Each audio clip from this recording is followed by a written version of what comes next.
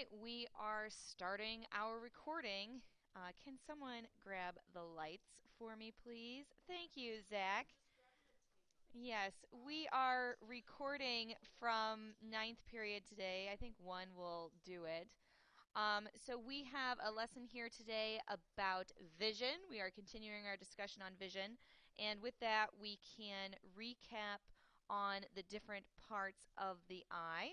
Yesterday, we learned about the protective outer layer of my eye, which is? It is my cornea. Very good. So my cornea is the protective outer layer. Yes, Sarah? The eye patch? Yes. Sarah is making a comment right now about seeing a student who did in fact damage her cornea and was wearing an eye patch. So yes, scratching your cornea is very, very painful. Now, part of having a cornea is to protect a hole which is in your eye, which is known as my, yes, that is my pupil. And the purpose of the pupil is to allow light to come into my eye. The amount of light is regulated by my, it is regulated by my iris, which is a what kind of tissue? Very good. It is a muscle. So my iris is going to allow so much light to come into my eye at any given moment, and so I can see things like Sarah on her phone right now that is creating an image that is coming into my eye. The light comes into my eye and it hits something directly behind my pupil, which is my, it is my lens. What does the lens do? The lens will flip the image, yes. What else does it do to the light that is coming into the eye? It will project it to the back of the eye, yes. It will also bend the light in a process that is called refraction. Very good. So the light becomes refracted by the lens, and the image that hits the back of the eye is going to be upside down. But we don't see an upside down image because it is the occipital lobe that will turn it right side up again. It's going to protect that, or excuse me, it's going to project that image onto the back of the eye, which is known as my, it is my retina. Very good. And what is so important about the retina? Very good. It is going to be the area of my eye that completes sensory transduction, which is what happens in sensory transduction? Yes, AJ. Very good. So in sensory transduction, what I am doing is converting one form of energy into another form of energy. And in this case, I am converting light energy into an electrical impulse because that is what my brain is capable of understanding. It doesn't understand light, but it does understand electricity. What else does my brain understand? It understands chemicals. So because it understands electricity and chemicals, I have to do sensory transduction with my eyes and what other sense? Hearing. I have to do it with hearing. So why don't I have to do it with smell and taste, for example? Because smell and taste are not going to require sensory transduction. Yes, AJ.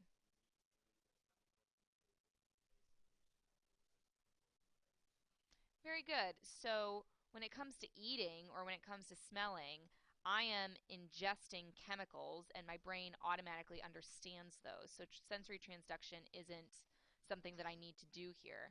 So because of that, it's actually much less common for people to have problems with tasting or smelling, but more likely to have problems with vision or hearing because it's a more complicated process and there's things that are more likely to go wrong with my vision or my hearing.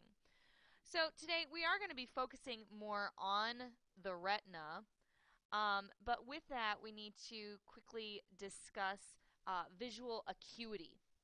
So many of you have problems with vision where you cannot see far away or you cannot see things up close. And when you have a problem with vision, it is referring to your visual acuity, so how well you can see. The majority of people have problems with seeing far away, and this is referred to as nearsightedness. Nearsighted because you can see things that are near you. So being nearsighted means that I can see things that are near me. So I cannot see far away. So most people, particularly if you have a visual deficiency early on in life, you're going to have a problem with seeing things that are that are far away. Not being able to see something that is close to you, or rather being capable of seeing far away, is referred to as far-sightedness. Is being far-sighted. So being far-sighted, I can't see things that are close up. And as we age, most people become farsighted. This is why your parents, like when you go out to a restaurant, you might see your parents take that menu and they hold it at arm's length and they look kind of down at the menu, sort of funny. That's because it's indicating that they are becoming farsighted. So there's a couple of reasons why your vision can become deficient. One has to do with the lens of the eye. So this is my lens right here and the refraction that it creates. And that in some people the lens itself is deficient. But for many people, one of the reasons why they have problems with their vision is because of astigmatism, or that their eye is essentially misshapen. So if your eyeball is longer than normal, that's going to result in nearsightedness. So what happens is that you have the, again, candle image.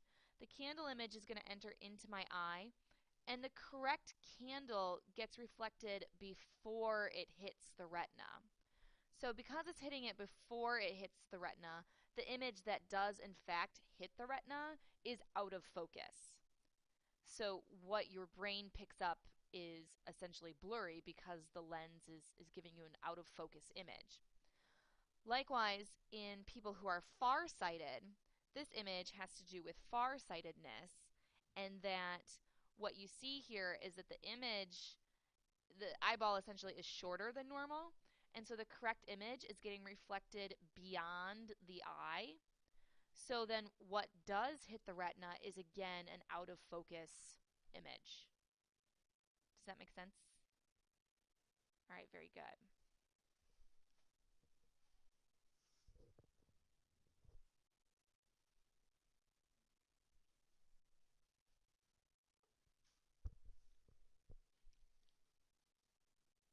Are we good to move on?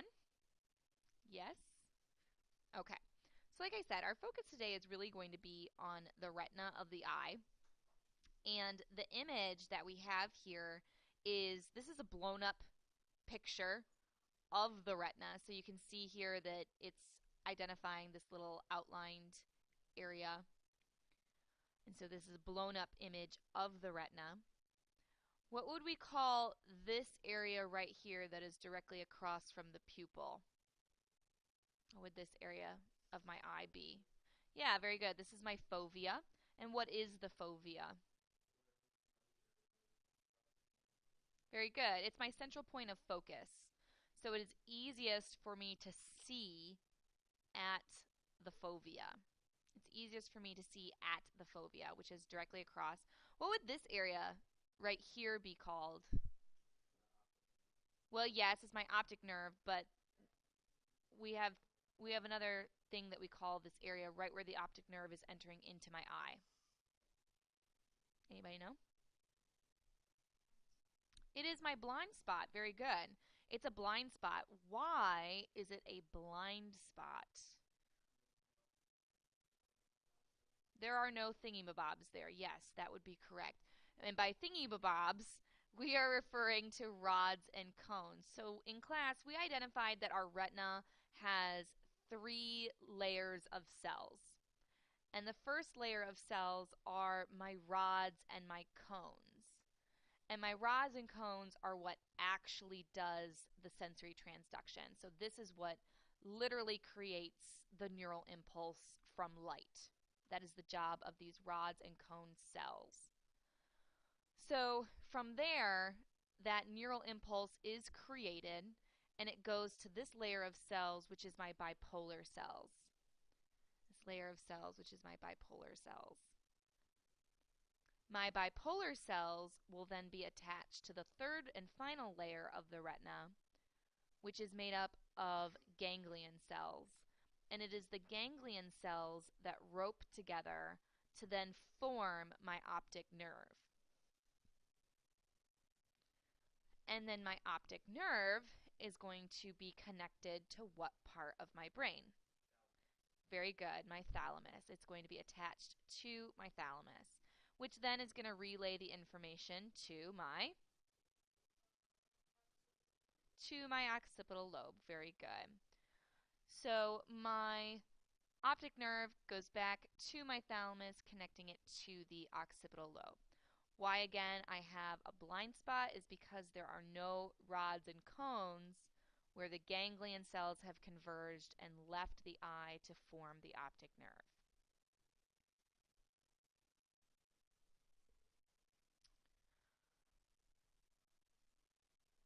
So again, my retina is what is responsible for sensory transduction.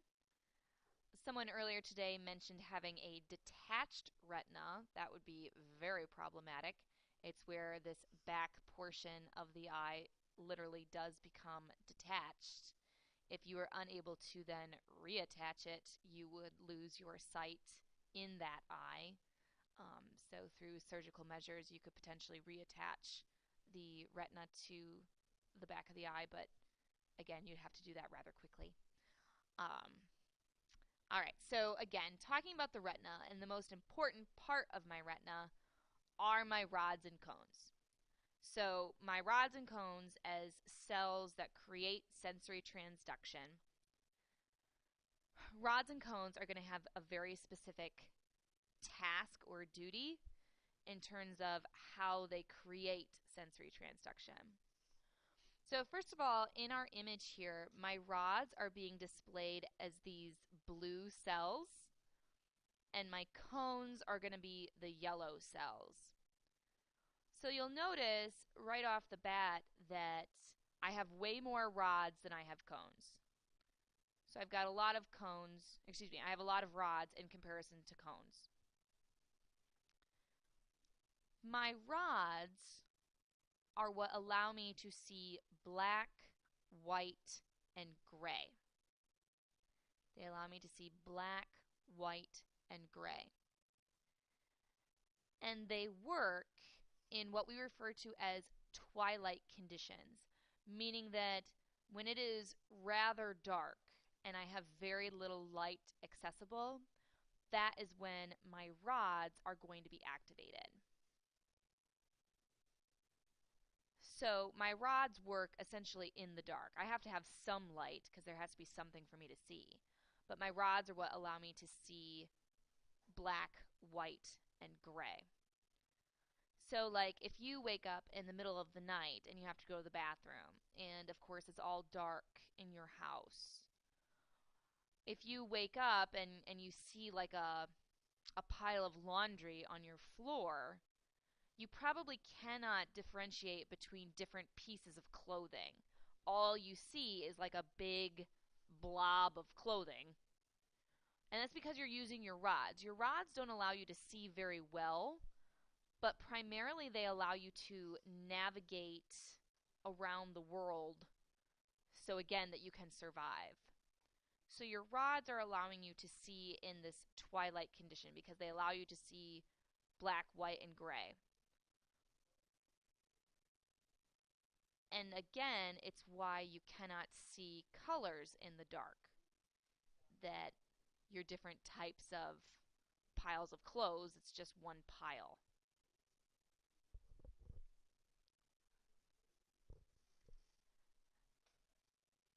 Your cones, on the other hand, are what allow you to see colors. So cones equal colors. Cones equal colors. Cones allow me to see colors. They also allow me to see more clearly, or they give me clarity. They give me clarity. So cones equal color or clarity. And here's the reason why. So if you look in the image, you can see that there are 5 rods attached to one bipolar cell. Whereas the cones, they get their very own bipolar cell. And because there's less interference, if you will, it's the reason why you can see more clearly with your cones. You can see more clearly with your cones. and cones give us color. Now, in order to see color, though, I have to have light. So light is what allows my cones to be activated. So knowing this, where do you suppose, if I were to look at my eyes straight on, where would my cones be located in my eye? Yes, they're in the back. I mean, they're on the retina. But where on the retina? Where would I find the majority of my cones on my retina?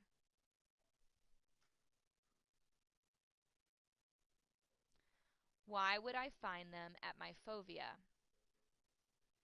Exactly. Why is my fovea the central point of focus, and why do I see the most clearly at the fovea? Because that's where my cones are, and my cones are what allow me to see clearly. Also, think about how the iris and pupil function. That my pupil is rather small when there is a lot of light, because the light is what is activating my cones. What happens to your pupil when it's dark? It dilates, it gets bigger.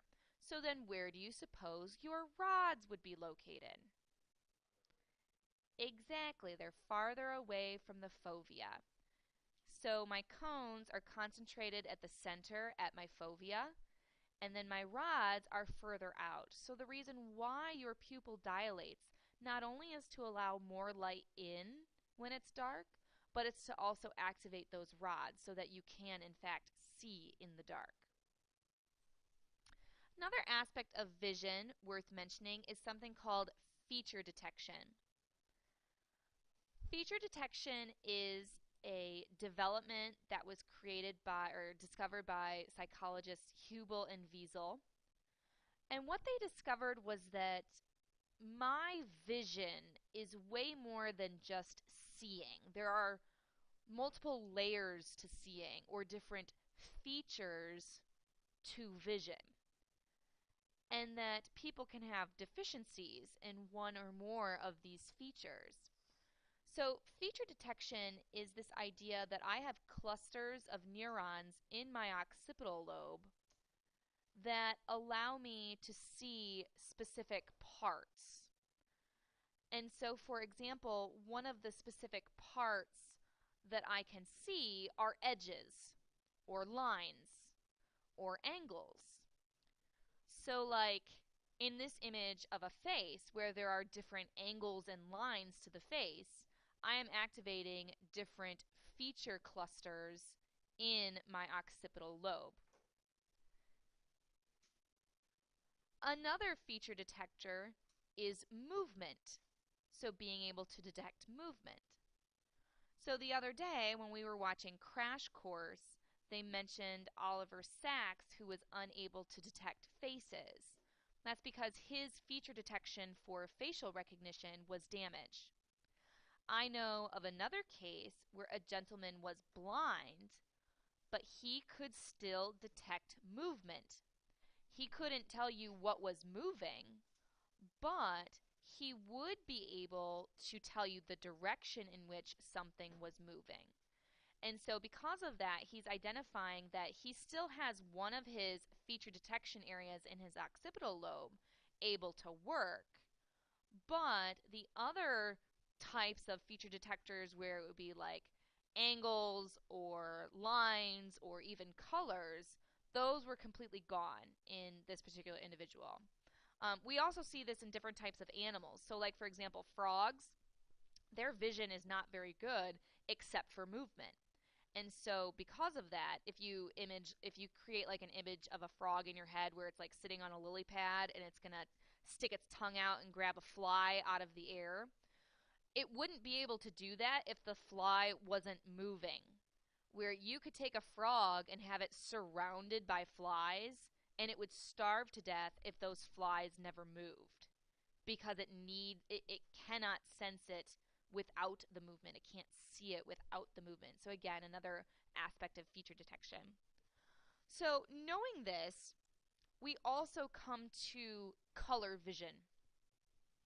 So we know that cones are what allow us to see colors,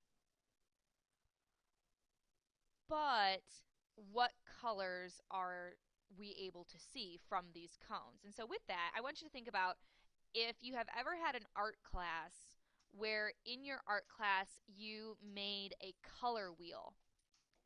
So if you made a color wheel in your art class, what colors did you use to create your color wheel? What are your primary colors in paint? Very good. They are red, yellow, and blue. So you take red, yellow, and blue and you mix them together and you make your color wheel. Now, if you were to only have red, yellow, and blue and you mix those together, what color would you get with your paint? I'd get black or I'd get a brown. The reason for that is because this is a type of color mixing called subtractive color mixing, where I'm taking away color to the point where I'd have no color, and that's where I get that brownish black. But light is different, and that the primary colors of light are not red, blue, and yellow, but rather the primary colors of light are red, blue, and green. And when I combine red, blue, and green, I am doing what's called additive color mixing.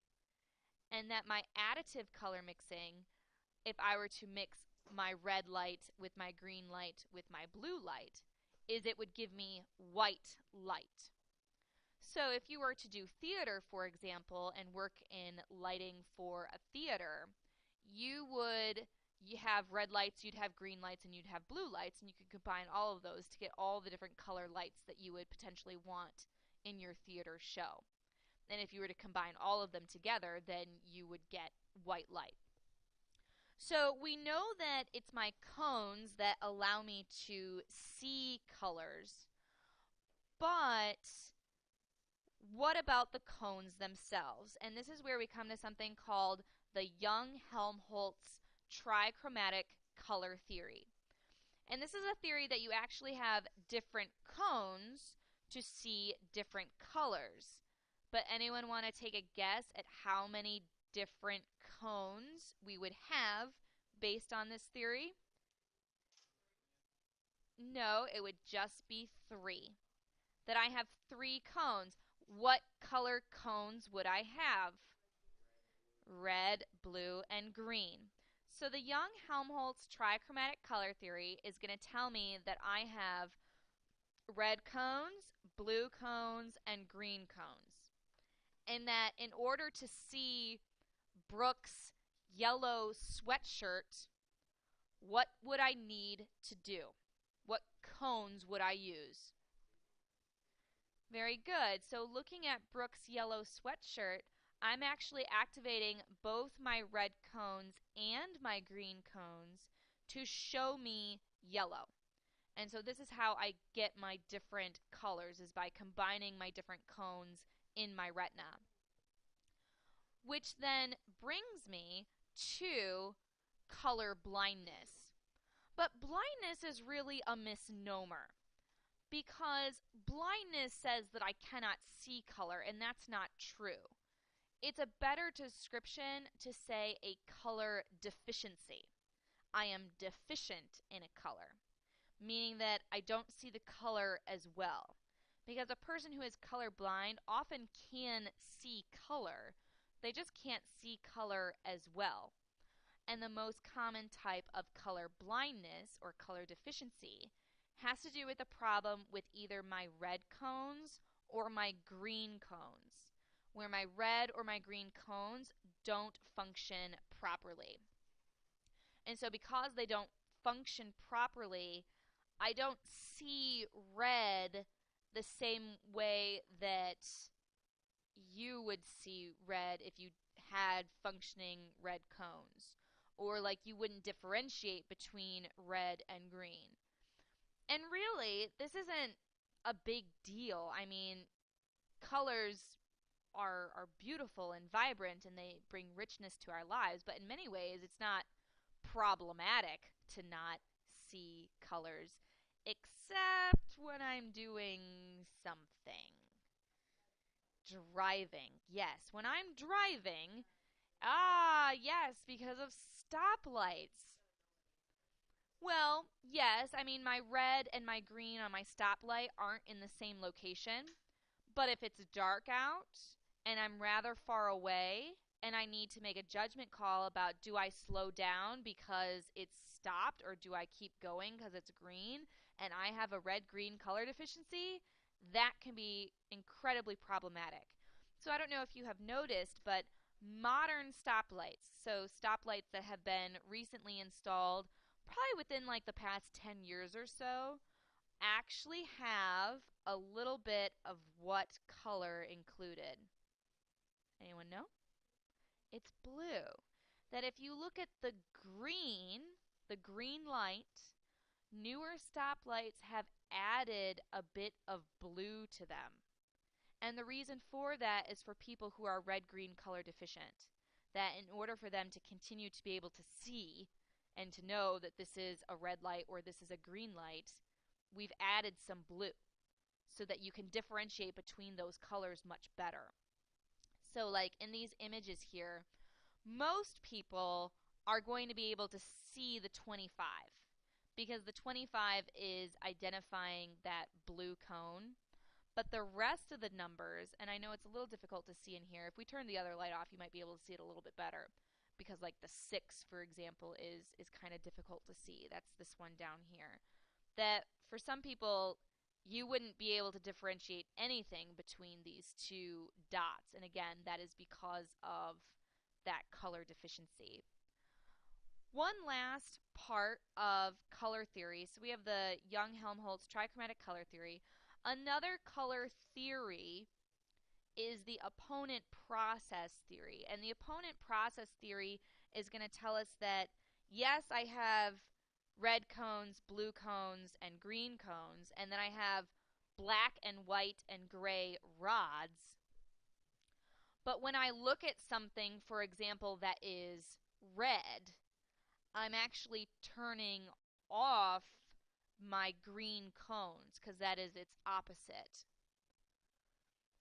And so that is actually how I see colors, is by turning off some cones and turning on some cones, or their opponent process, their opposite. One way that you can detect this is in this image right here of the flag. You can see it a little bit better in your textbook because using a computer screen or using a smartboard, because there's light in it, it doesn't work as well. But if you were to go home and you were to look at this image in your textbook and you stare at it for quite a while, and then you look away and you look at like a white surface and maybe you blink a couple of times, what are you going to see? You're going to see a British flag. Yeah, you're seeing what's called an after image. An after image is like when you have your picture taken a bunch of times with the flash and how you keep seeing the flash. Or like if you look at the sun and you keep seeing a dot from the sun in your vision, you're seeing an after image.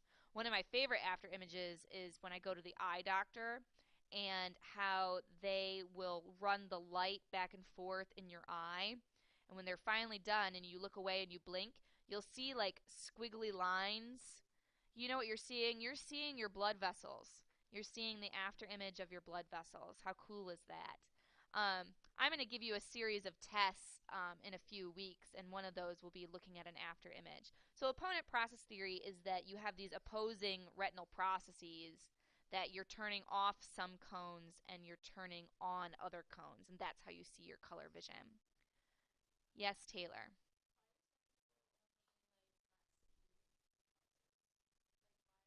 It's because the cone is deficient. So Taylor asked about why some people don't see certain colors, and it's a cone deficiency, that those cones don't work as well. Another point to make is that the majority of people who are colorblind or have a color deficiency are male. And along those same lines, research has shown that women will often see more color hues than men, and it's theorized that women have more cones than men do.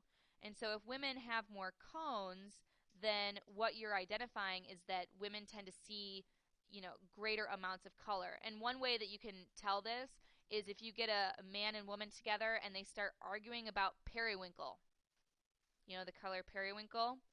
periwinkle is kind of like a blue purple color, but men generally only see it as blue. They don't pick up any of the purple tone to it, and that's because the purple requires that red cone to be working, and again, that men generally don't have that same kind of color vision.